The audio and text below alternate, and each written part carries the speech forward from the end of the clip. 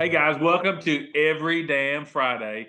Uh, Listen, so this guy, I've just known him by his stage name for the whole time that I've known about him. Yovany Pino, Yeah, otherwise known as Spooky Fox. that's me in the flesh. Let's just start there. Spooky Fox, where'd that come from? Well, easy peasy.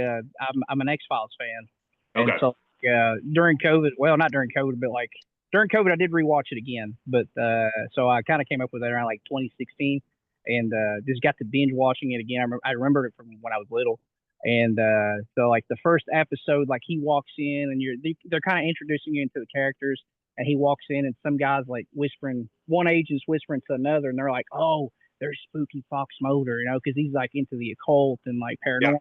And I was like, Spooky Fox. That's like, if I don't get sued, that'll be a good way to go. That's a good stage name, and helps on taxes too. So, Yes. Well, and it's easier to say than Giovanni, well, yeah, absolutely, yeah, yeah. which It, which which to me, like, I think that's a badass name, Yovany Pino. Like that, I think Pino Palladino and like all the groove. it pops, but it's hard to say to a drunk crowd, and for them to remember. Well, and you're from Montecello, Yeah, which we just discussed is in Wayne County. I and I asked you if you're from Somerset because that's kind of how I know you is from the Somerset scene. right, But right, Dave right. wore a Jarfly shirt. Rest in Oh, peace, I Jarfly. I saw that. I was like, oh man, the memories. You know. Uh, so so the music journey, like how did that all start for you? Just like a lot of people, I got into music in high school, and I saw a couple older guys playing guitar, and I was like, man, like all these girls are paying attention to them. Like I could try that.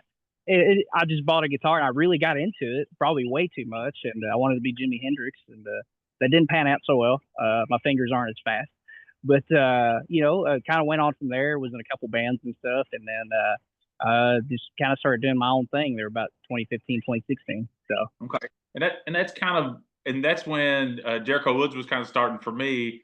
yeah, So that's kind of when you came into my orbit as well. We were kind of playing in the Kentucky circles. Um, yeah, I first of all, you hit the Kentucky Festival trifecta this year. Uh, like somehow or another, yeah. Listen, and it wasn't by accident. Like I wish like all those guys they know who I am, but like I wish they were like, man, we really got to get Spooky Fox. Like no, that was just like a lot of like. And I listened to your podcast with uh oh, what's his name? Um, you can tell I'm nervous. I can't remember that guy's name. Soul Gravy. oh yeah, yeah, yeah, yeah.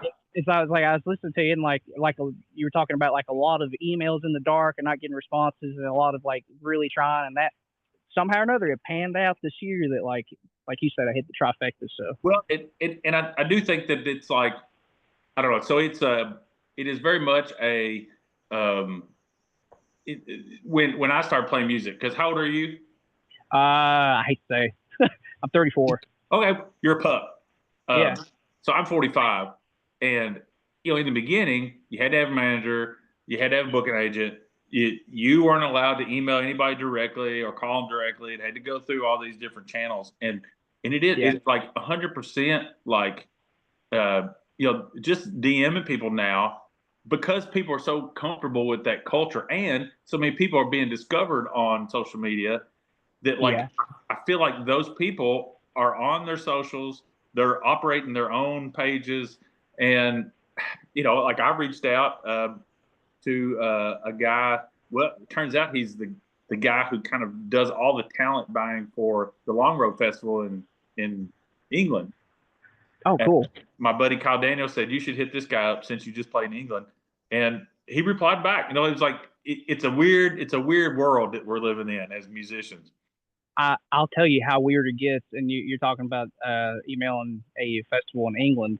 Aaron Boyd, uh, he played a festival, I think in Amsterdam, like Okay. a couple years back, and I was like, man, I bet I could probably find that festival. And you've done this several times, I'm sure. You find the festival, you go to the website, you're like, who's got their email that I could copy and paste, and then put it in Yeah. my email and try to get someone else's email and climb that whole ladder. And of course, these people are in Amsterdam. And so like here I am on Google Translate, translating this whole thing into Dutch and sending it over and hoping to God that like it's decently well written enough by Google. And you're And not saying I hate your festival. I yeah, never want to be booked at your yeah. festival. Yeah, if I'm ever in Amsterdam, I will stop on your statue or something stupid. But they actually responded, but then it kind of just went cold after a while. But stuff like that. But it is. And we're very lucky to have the guys and the gals who are running those things. Whether Yeah, it's the Tiffany Bournes or it's the uh, uh, John Bell, or not John Bell, John Grace in Bell County. It's like you got all these people, Tim, who yeah, who are so connected into the scene, and they know the people that are working hard. So right. so they are happy to reward those people, and and again, it's like I don't ever go if I get added to a festival or something. I understand the assignment. I'm the 1 o'clock slot. I'm the 2 o'clock slot. I get it. They're giving me an opportunity, Right, but right. but there's going to be thousands of people there, and it's a huge opportunity. Yeah. Yeah, and that's the thing is that, and places like Laurel Cove and stuff like that, Manchester Music Festival, like you've got that built-in crowd that goes every year, and they're expecting these guys. They know that they curate good music and a good lineup, and they're thinking, well, this guy's on at 1 o'clock, 2 o'clock, but if John brought him here, he has. Right. I'll go listen to him after this. And if if you blow their socks off there, that's a good plus too. Well, and I think that the kind of fans that we're talking about, the people who are true music fans who listen to the music, they're searching for that next person for them to fall in love with. So Right. so they're getting there early because they're like, I want to be up front for this person, this Spooky Fox guy, and because he might be the Red Clay Strays next year, Right. who There's are crushing it. there's that whole FOMO too, and yeah, it's like you're talking about, like they're thinking, well, it's like at Master Musicians Festival, we had Tyler Childers back in 2014, and I mean, I'm sure the people in the scene knew who he was, maybe, but like most people that went, 90% probably didn't know who he was, and probably didn't know who he was for 3 years after that, the Purgatory. I mean, And, I knew who Tyler was, but he was just a kid that wrote songs with C.J. Kane right. and went out and played all the little coffee shops and open mic nights, right? So, and my dad is a sage. He doesn't understand the whole music thing very much, and he never understood my desire to put my family in peril all the time with crazy, quitting your job or doing any of those things. Um, It's an addiction. but he also gets it, and like I'd put out a record and not too long ago, and I'm like, I don't even know why I'm doing this. I mean, mostly I'm just doing it for myself, and Yeah. and that's probably a good reason. But I'm like, I don't expect any kind of response really. And he goes, it just takes one song, buddy. Like you never know that one of those might be the song, and Yeah. so you just, I don't know. We are weird folk. Oh yeah, I mean, wired different. Like it's one of those things. Like it's almost a definition of insanity. You get told no or no answer so many more times than the yes, and people are saying the yes, but they don't see all the no's and all the cold emails that don't get responded to. And like you, for some reason, you have your low points, and like I'm not gonna send an email out for a month, but then like you wake up and you're like, gotta send something out. Like I've got to try to get on this, and I bet if I did this and did that, like Yeah. Well, and I heard a guy one time say that stardom generally is like 5,000 decisions that you made that manifested into this one moment where it all kind of coalesced. Kind of yeah, like where the rivers run together in a yeah, delta or something. So it's like try to say yes more than you say no, and yeah, take those opportunities. But then you also and we can talk about this. You have a day job. Um, you've got people that you care about in your family that you're trying to take care of and support. And um, so, what is your what? How do you approach like gig offers? Like because I feel like early on in Jericho Wood's career we did pretty well, but it was like but we took a lot of bad gigs because we needed to get paid. Right. Um, and now in this point in my life, I'm happy that I have a job that allows me to Pick and curate is choose. not the word, but just be like, I don't think I want to play that 3 hour, show where I'm going to have to play some covers and people are going to be not really paying attention. So what's your approach on how often you play and what gigs you take and don't take right now? It's changed over the years. Like when I started out, it was kind of like how you guys did. Like it's like take everything you can, and of course I don't know so much now, but it felt like back then, like it was a lot of a feeling of like if you didn't have that big giant poster on Facebook that had all those dates, you weren't making it. Like you saw someone else post it and you're like, oh my gosh, they're made. But you start looking at some of those places and they're like, they're a little hole in the wall. There might be three people there, and you're driving 6 hours. And so like I did a lot of that, and I took a lot of gigs that I probably shouldn't have, and I took some Hey, that you're right. It is more of the affirmation of look at the schedule I put together. yeah, Uh, and you're probably like me too. Like comparison is a thief of joy. Like I'm as bad as anybody about as soon as I see like a festival lineup, I'm like, "Urgh," or yeah, or somebody puts their fall tour out, and I'm like, man, because there's been a couple times where I've had show offers with people to open for them or whatever, and whatever was going on, like Muscadine Bloodline was playing in Louisville, and it was like on a weird night, and this is a couple years ago. It was going to be like a Wednesday. I was going to make like $100, and it was driving all the way to Louisville, and I was like, I was like, what do you think, Stella? My wife, she's like, I don't know, like it's probably not worth it. yeah, It could have been a relationship that I built with those guys who, when they're out open playing stadiums with Post Malone, they may say, "Hey, this is our yeah. friend Josh." You just don't know. Now, it could have been nothing, and I could have died in a car wreck driving to Louisville. So it's like I try not Right. to overthink it, but it is hard to not take every opportunity to put the stuff out there for people to see, even if it's five people. Yeah, and the further you get along too, it's harder to turn it down because you built up that muscle of, man, I've got to get as many gigs as I can. I've got to take this one. I've got to take this one. I got to, and then when you start getting to the point you can turn some down, like there's something in you, like it feels weird. Like it Yeah, feels like walking backwards. yeah, but at the same time, though, you look at people like Sturgill, who I remember watching it was a South by Southwest or some type of it was John Levine, his booking agent, who Yeah, talked about how many kind of what the whole process for them was. And I was really studying that stuff at the time. And I think Tyler did the same thing where you go out in a circle by yourself 3 or 4 times to the same places over the course of a year, right? And then you yeah, go back with your band and you do those things. And he was like, I turned down multiple huge festivals this year for Sturgill. He said, but they're not going anywhere. And if he plays all of them, we're going to oversaturate. Like, right. still go to one him next year.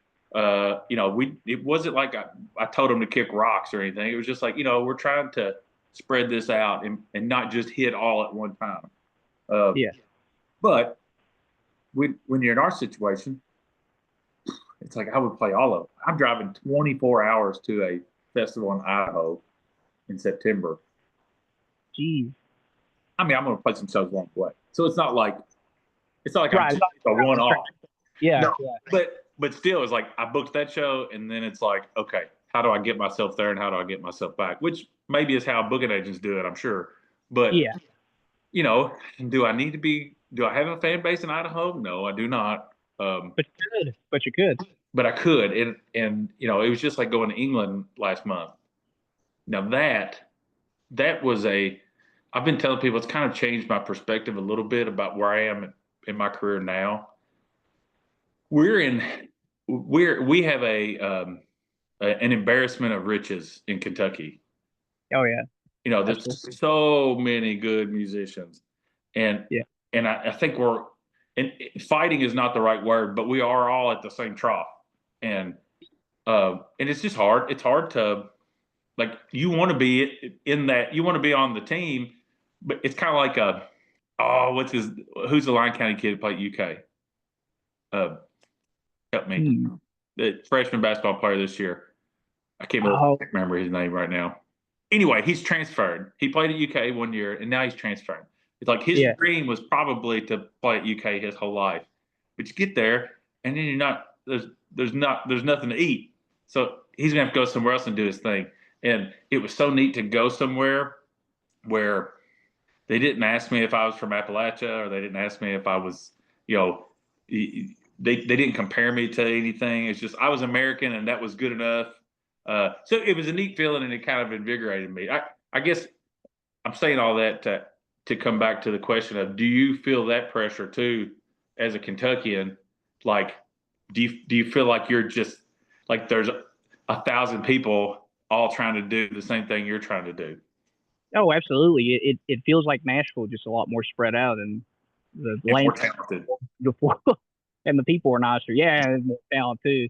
Like yeah, there's definitely a lot, and there's an oversaturation, but like I feel like there's a lot of lanes that can get filled, and you want to root for the people that you want to root for. Obviously, you can't, you're going to root for everybody, but there's some you're going to root for more than others, and you hope those people make it. And obviously, if it happens to you, and that's great. But like, there's also different definitions of that. So like, some people, their definition of making it is playing, at Red Rocks, while others might be like, I just want to put a record out and people listen to it and be able to live on that and not have to work at an office or Right. wherever.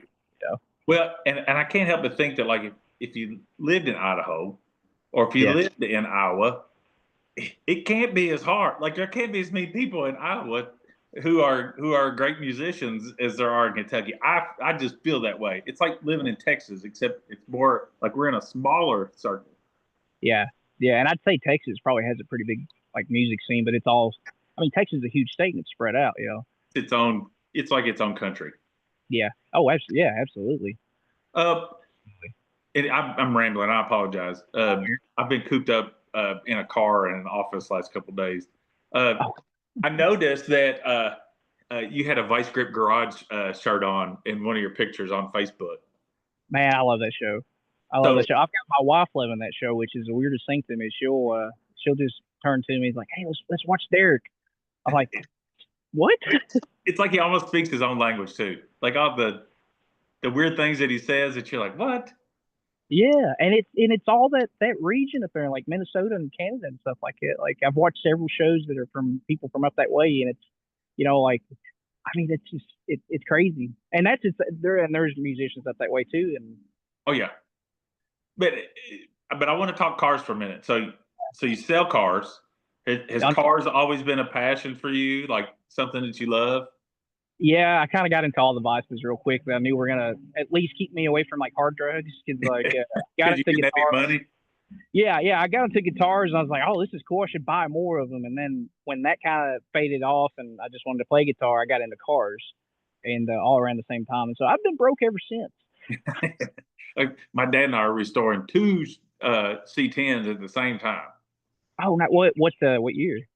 One's a 64, one's a 66. We bought two. One was a rolling chassis and one had drivetrain and everything. We were going to Yeah, take two and make one. But then not, Dad was like, well, I'd really like to have a 350, and I'd really like to have. We wanted to have one that was automatic and do all the stuff, new body panels. I'm like, well, let's just keep this one that already has drivetrain in it, and yeah, let's just make it a shop truck, and then let's really strip this other one down and do the whole thing. Like, it's lowered, and we've got the C notches, and I cut the bed down to where it's a short bed now, and put the brackets. Like, we've done the whole thing on one of them, and the other one we're just primer and gray. as Derek would say, it's your going to town truck. Yes, Going yes, to town rig. Sorry. but it is bit, but I don't know how you are, but it's like if I concentrate on music all the time, or if I concentrate on my job all the time, Yeah, I like I don't want to. It's ADD probably, but I like to just kind of get to the point of almost I hate this one thing, and I'm like, I'm gonna go over here and I'm gonna work on the truck for a while. yeah, it kind of centers you. I mean, it definitely does, and it's kind of a good getaway because like you can focus on like, okay, I've got to get this fender off. I need to line it back up. I need to put it on, and I'm actually eventually I've got a '66 C10 that I've I redid the cab and stuff like that, metal wise. Like it's just a bare cab right now, and I've got to put it back on the frame. But like it's a one of these days, and I'm starting to understand old timers that have like something in their yard, and you've seen it for 20 years. Like I'm gonna restore that because I'm starting to turn into that. I'm like Well, I'll find time. you're going to be that guy that puts a sign on that says, absolutely not for sale, don't ask. Yeah, yeah, I'm already there. That's the worst part. Yeah. Well, I'm trying real hard to not be that guy on this, but it's now that the days are getting longer and summer's coming, my attention is going elsewhere. But I think that's a creative person thing too. Like Yeah. you want to build it, and you want to do it the hard way. Oh yeah, yeah. Like you can go Like buy the truck for what you're going to spend on it, probably. Uh, yeah, but it's something about it. It's just like writing a song. It's just like, artwork, whatever. It's it's something about starting, like ripping it all apart and going, oh man, now what am I going to do? And then yeah, yeah. and then Starting figuring it out. like having a blank canvas is just started right from new, and it's yeah. Like you could go out and buy a nice C10, a 66, and pay 10 grand, and that's honestly probably not a lot for something that's fully restored. But you didn't do it, and you're probably never going to turn a bolt in other than change spark plugs. And if you paid 10 grand for it, it probably has pretty decent spark plugs in it. And if something goes wrong, I know what happened, because I remember when I didn't tighten that one thing, or I did, Yeah, there's something about that. Um, and I just think that's neat. And you talk about you've been out doing some farming too. So you got you some land out there where you live in Monticello. yeah. So we live on my wife's mom and dad's farm, and we bought some like 6 acres next door to that, and so like we got into a whole thing of like we bought one Highland cow. Well, that turned into two Highland cows, and yeah, I started telling her like I'm pretty sure she was like subliminally just like training me into buying these cows eventually because like I mean your wife's probably the same way. Goes to Hobby Lobby, she buy one of those pictures of like little wooden carvings of a Highland cow because that's in right now. Hang it in the bathroom, and next thing you know, it's like your brain seeing them everywhere. And I told her I was like, "You've tricked me into this." Because I Yeah, got like 10 of these things. you created familiarity for Highland cows, Yeah, and for which there is not really a market for, uh, except for other people who want to have cute Highland cows. yeah, yeah. It's like Beanie Babies. They have no value other than to the people they have value to. But I could say the same thing about old vehicles. Yes, and guitars. It's like you can see Yeah, behind me. There's a lot of cases there, and um, yeah, man, you've got a collection. well, I mean, some of them are really nice, and some of them are junk. But I Yeah, don't ever buy anything with the intention of getting rid of it. So, yeah, yeah, but we have a lot in common. I live in my grandparents' house and we were able to buy out my aunt's portion of the farm. So we bought 100 acres, and my dad still has his 37 of the original farm. And we live in my yeah. parents' house, and we've had goats, and we've got chickens now, and I've got baby birds chirping all around me right now because they're up in the rafters of this building. But Same. My porch. and they're shitting all over everything. Um, but yeah, I mean, I just I don't know, to kind of go back to the whole thing, like what does success mean to people? Like Yeah, like this isn't. I don't know, and it's easy to say this because it didn't happen, but I don't know if I wanted to be the guy who was on the road 300 days a year and doing having all that pressure and responsibility. It's yeah, it's nice to be here, and it's nice that everything that I do kind of goes through this place now, and it is like the hub, and and if nothing's going on, I'm happy to be here, versus playing in some shitty bar in some little town where nobody cares. yeah, yeah. And that's the thing is like for a lot of people they don't know that that's what fame is or what that's gonna entail. Like everybody's like, oh, I'm gonna blow up. Next thing you know, I'm gonna be opening for the Rolling Stones.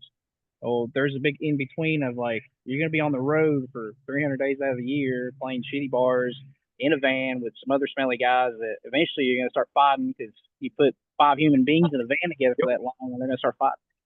I've just now got back to where there's a couple people that I'm talking to that were originally in Jericho Woods. Not because we didn't like each other, but it was, there was some moments where when some people left and went, it wasn't great all the time, and it was very much a marriage. And in a band is the hardest part. Writing songs was easy, booking shows was easy, playing the show was easy. Yeah. Um, Between. Being in a band was, sitting in a van next to somebody, uh, and all the little idiosyncrasies Yeah. become your pet peeves. Like, Yeah. will you turn your notifications off on your phone? I know you got a text message, and you do too because it's in your hand. Yeah. Yeah. Would you quit chewing so loud? Would you put your shoes back on for the love of God? Yeah, I've been recording in Alabama with a guy named Brett Robinson who was in Whitey Morgan's band. He played steel for Whitey Morgan, and Yeah. he said Tony Martinez would chew ice in the van, and Whitey would just look at him and be like, "Will you please stop chewing that ice?" He's like, "Nope," and just keep chewing it. He's like, to the point where you kick somebody out of the band because they chew ice. Oh, did he actually like kick him out of the band for it, or? Oh, he may have. I'm sure they got in a fight or something. He was unfazed by all of that. He was his own man. But I little things like that. Like, if you better cut the gig, or that's enough to get rid of somebody, because your roommates basically. Yeah. Yeah. I mean, you're basically married to those people for 200-300 days out of the year. Now, how often do you play? Because you're recording a record right now, and it is Yeah. very much a full band, full production type recording. From the stuff that you sent me. Yeah. Do you tour with a band sometimes, or is it generally just you?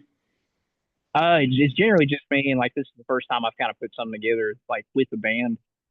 We played a couple festivals and stuff like that together, and it's one of those things. It's like I've put together music that's full band, but I'm afraid like I'm probably gonna be playing it out by myself and putting like an acoustic spin to it, or like with the suitcase and stuff like that. Just because again, human beings, like my drummer, he just had a baby. Well, his wife just had a baby.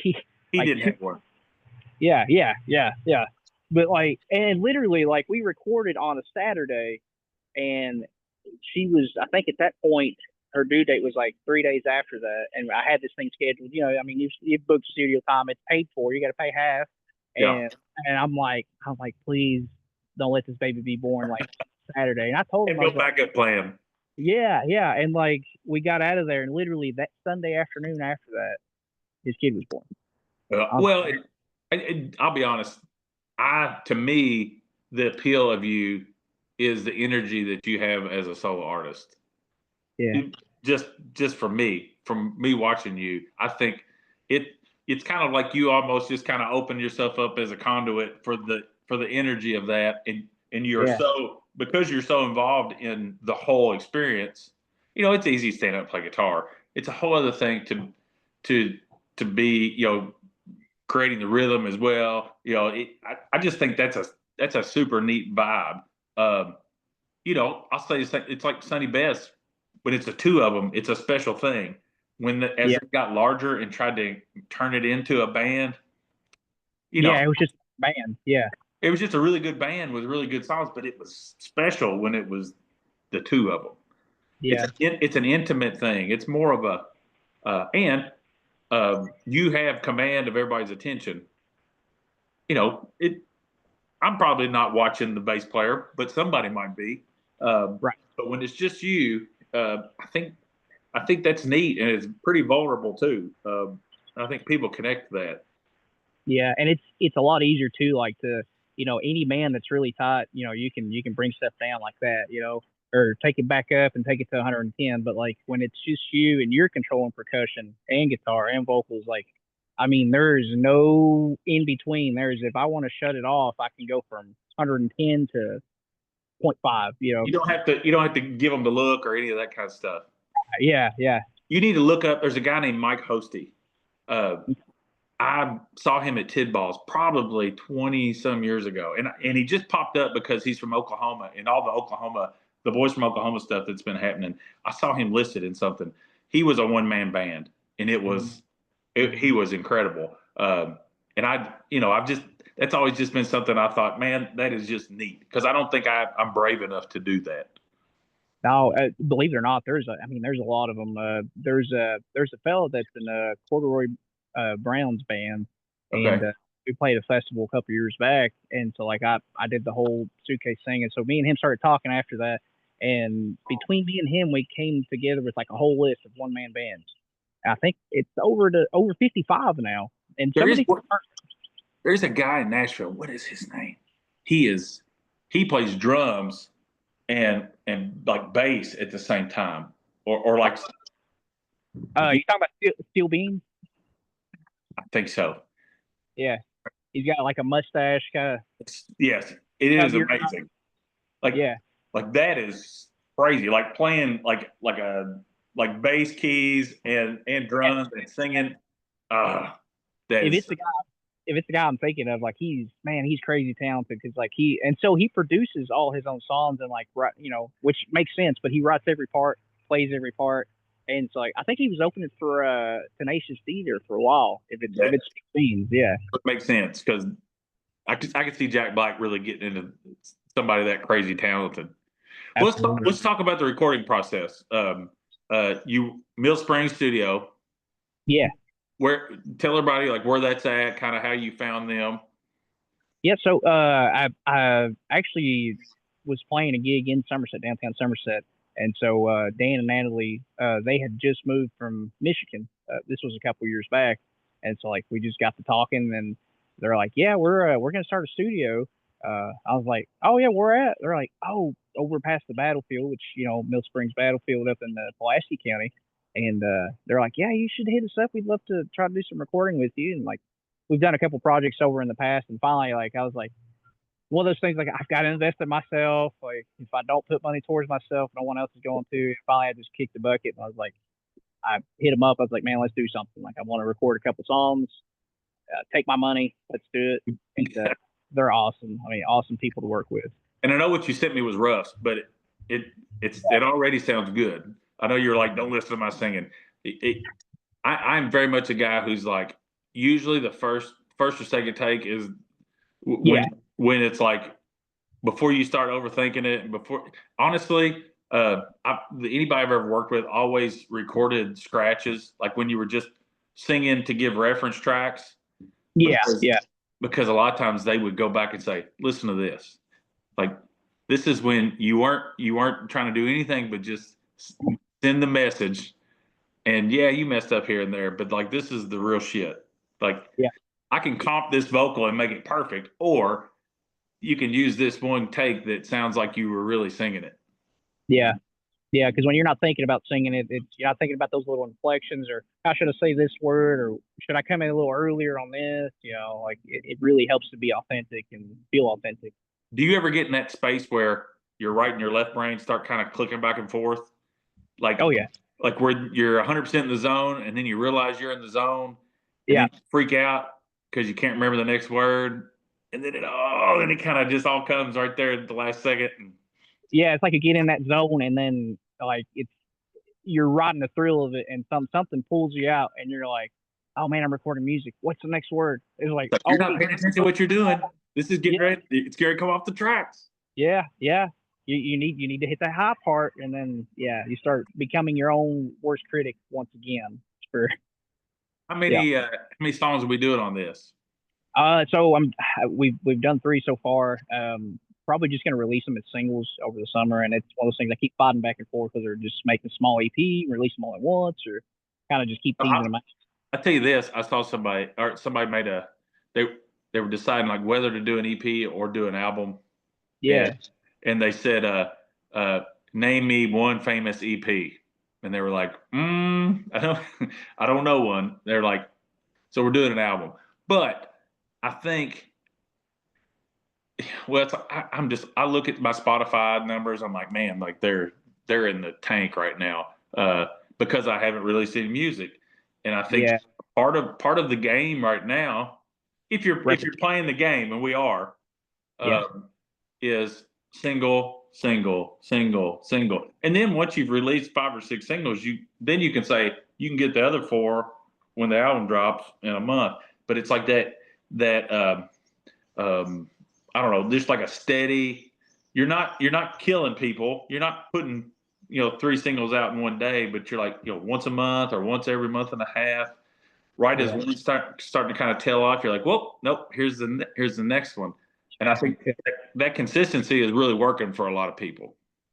Yeah, and I kind of look at it, and I mean, this is probably a terrible way to look at it, but it's almost like being a cocaine salesman, because like if you give someone like I, I don't know anything about cocaine, I would say I, let's say like a brick, and hopefully kids aren't watching this, but like you give them a brick, you're not going to see them for a while. yeah, Now, here's a little bump, here's a and taste. come back, oh, here's another one, like it develops that like oh something's coming, Well, you know. and you just like you said, you don't want to give them. I, I'm older than you, but like uh, it happened a lot in the '90s where somebody would have a great like freshman record that Yeah, had like Hootie and the Blowfish was one of those that had like 6 singles on like every single off this record was a number 1 hit, and people were over it. Like by the second record, they're like, I don't even want to listen to this person. But it's like yeah, by just kind of spreading it out, and again, it's you're working with the algorithm, and you're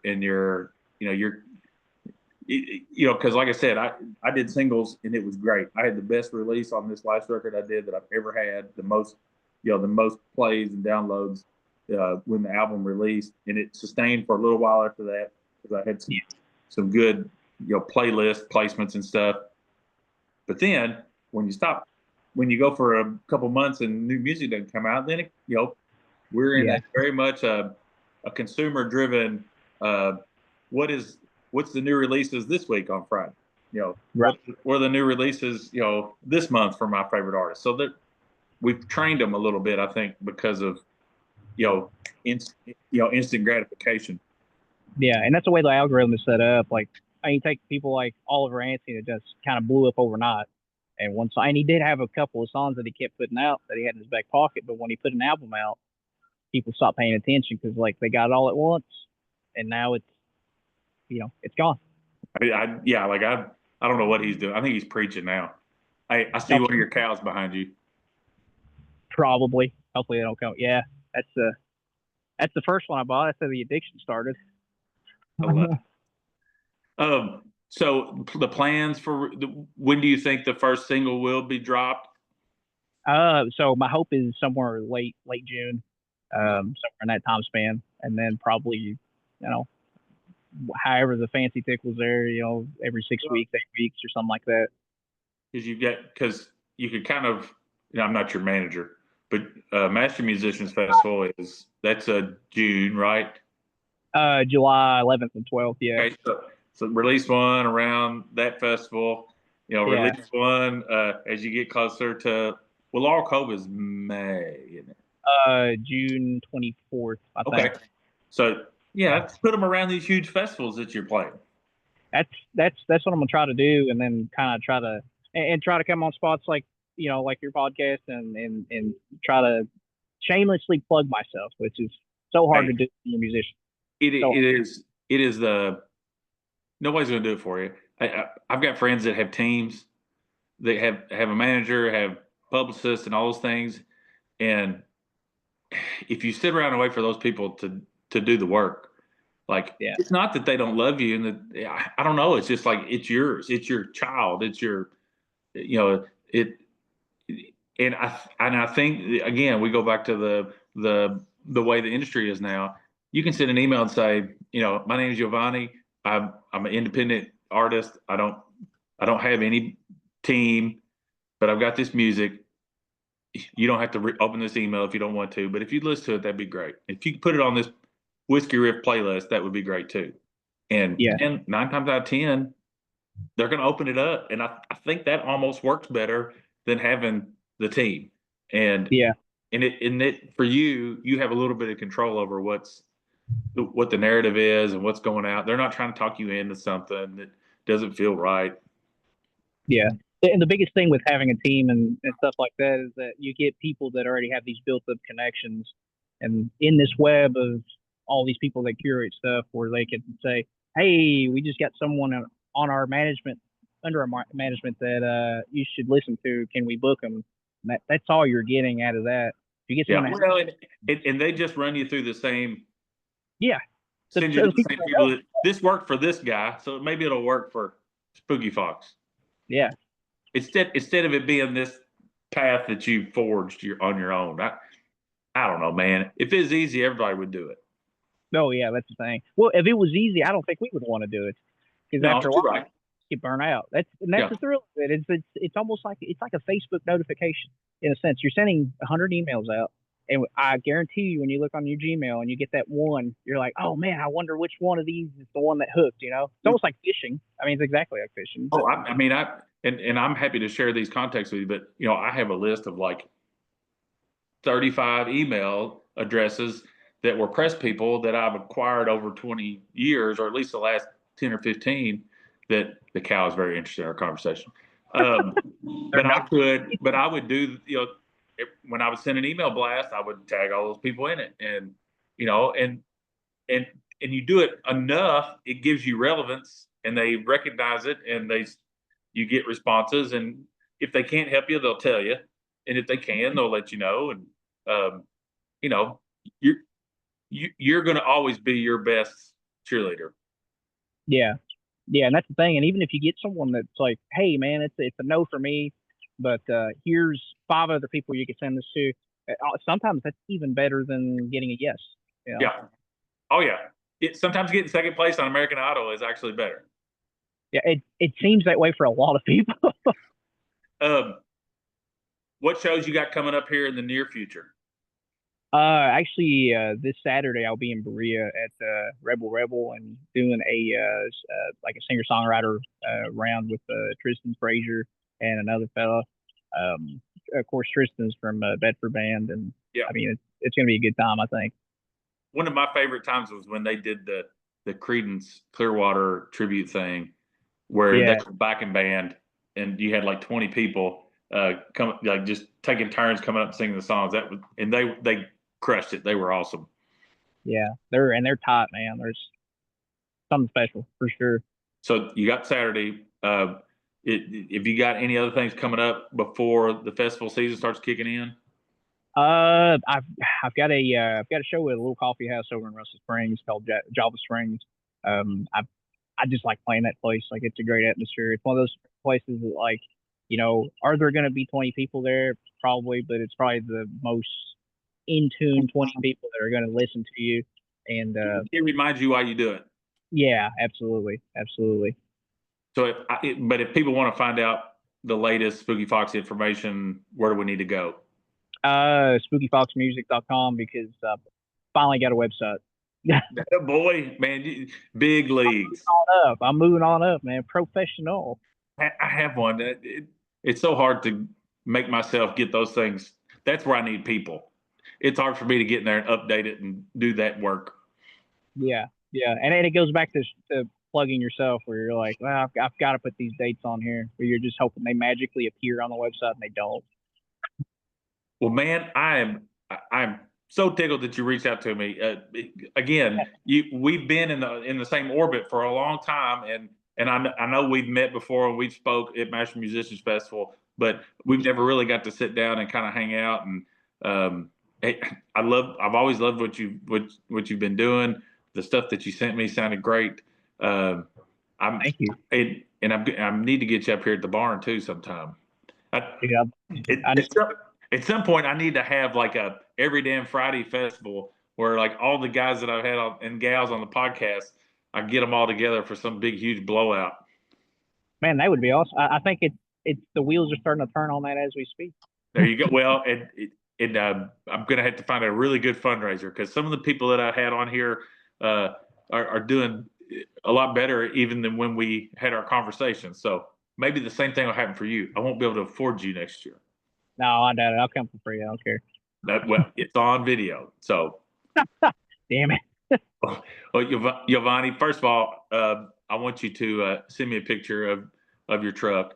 I'm excited that you're into agriculture, because that makes me happy too. That's kind of what my day job centers around that. But most of all, I'm proud of you and what you're doing. That that you're still doing it after all this time, and that you're still pushing yourself and stretching yourself out and trying to try new things, man.